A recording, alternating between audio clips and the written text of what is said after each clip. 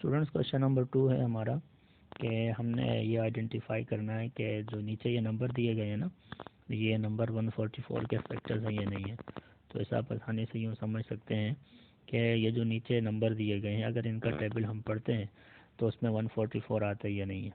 तो सबसे पहले तो आपको ये बात पता होनी चाहिए कि कोई भी नंबर हो, अगर वही नंबर लिखा हुआ है तो वो अपने नंबर का फैक्टर होता है। यानी कि अगर ये 144 लिखा हुआ है तो ये 144, ये वाला जो 144 है ये इसका फैक्टर होगा, ठीक है। और उसके बाद दूसरी बात आपको ये पता होनी चाहिए कि जो 1 होता है ये किसी भी नंबर का फैक्टर होता है। ये दो बातें आपने याद रखनी है। उसके बाद हमारे पास लिखा है 2। सो 2 के लिए आपको ट्रिक बताई गई थी, 144 ये लिखा है ना।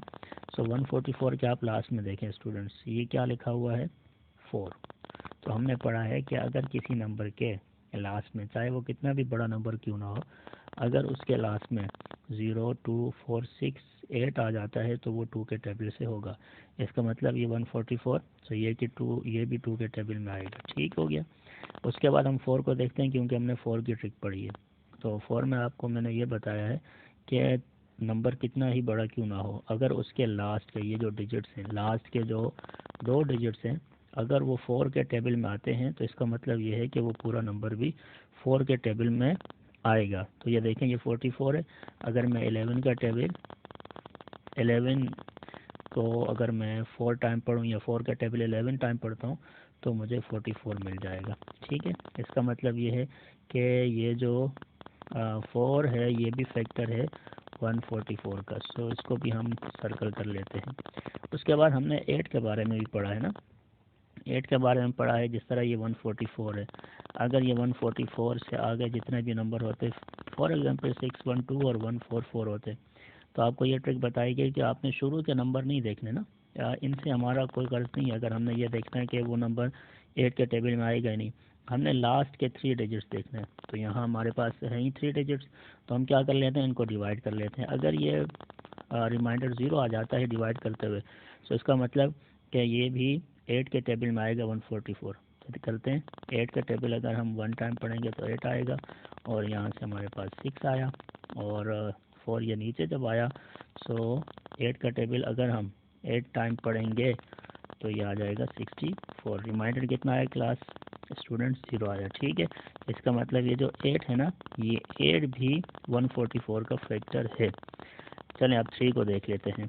सो 3 को जो ट्रिक है 3 के टेबल में नंबर आने की, कोई नंबर हो 3 डिजिट्स के लिए, तो उसकी ट्रिक ये है कि अभी ये देखें 144 जिस तरह हमारे सामने लिखा हुआ है ना, सो इसको आप इंडिविजुअल 1 + 4 और +4 लिखें।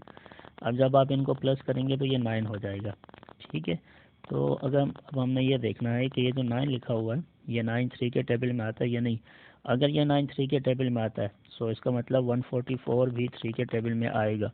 सो इसका मतलब ये हुआ कि 3 भी फैक्टर है इसका। इसी तरह जो हमने 3 के लिए ट्रिक पढ़ी है कि ये 9 आया ना हमारे पास, अगर ये 9 3 के टेबल में आता है तो इसका मतलब 144 जो है ना ये भी 3 के टेबल में आएगा। सो 9 के लिए भी यही है, और हमें पता है कि 9 9 के टेबल में आता है, तो ये 9 भी इसका फैक्टर हो जाएगा। अब हमने देखना है 12 का टेबल, ठीक है। 12 का टेबल अगर हम 12 टाइम पढ़ते हैं, ठीक है, तो 144 आ जाएगा, हमें मिल जाएगा। सो ये हमारे पास 12 भी इसका फैक्टर आ जाएगा। नेक्स्ट है 14। 14 को मैं डायरेक्टली अगर 10 से मल्टीप्लाई करता हूँ तो आप जानते हैं ये 140 आ जाएगा, ठीक है। और अगर आप इसे 11 से मल्टीप्लाई कर लेते हैं तो आप देख सकते हैं कि आपके पास ये देखें 10 टाइम करने से 140 आया, 11 टाइम करने से 154 आया, तो 144 नहीं आ रहा। इसका मतलब ये फैक्टर नहीं है, ठीक है, 14 फैक्टर नहीं है। ओके, अब 16 को देख लेते हैं यहाँ। सो 16 का टेबल मैं 9 टाइम पढ़ता हूँ, ठीक है, डायरेक्टली। सो 9 6 कितने होते हैं 54 हो जाते हैं, 4 यहाँ आ जाएगा, और 5 की कैरी आ गया, 9 1 9, और ये जो 5 कैरी है ये प्लस करेंगे, सो 144 आ गया। हमने क्या देखा, हमें ये पता चला कि 16 भी फैक्टर है, ठीक है। 32 को देखते हैं। 32 जगह ना होने की वजह से ऐसा करना पड़ रहा है। 32 का टेबल अगर मैं पढ़ता हूँ 4 टाइम, तो देखें 4 टाइम पढ़ने से ये 4 2 8 हो गया और 4 3 12 हो गया। इट मीन्स के 128 आ गया। अब ज़रा 5 टाइम पढ़ के इसे चेक करते हैं, ठीक है। 32 मल्टीप्लाई बाई 5 जब आप इसे करेंगे सो यू विल गेट 160। सो हम देख लेंगे 4 टाइम जब पढ़ा तो 128 आया, 5 टाइम पढ़ा तो 160 आया, लेकिन 144 नहीं आया। इसका मतलब कि ये जो 32 है ना, ये भी इसका फैक्टर नहीं होगा। 48 को चेक करते हैं। सो 48 को कहाँ करें, यहाँ कर लेते हैं, ठीक है।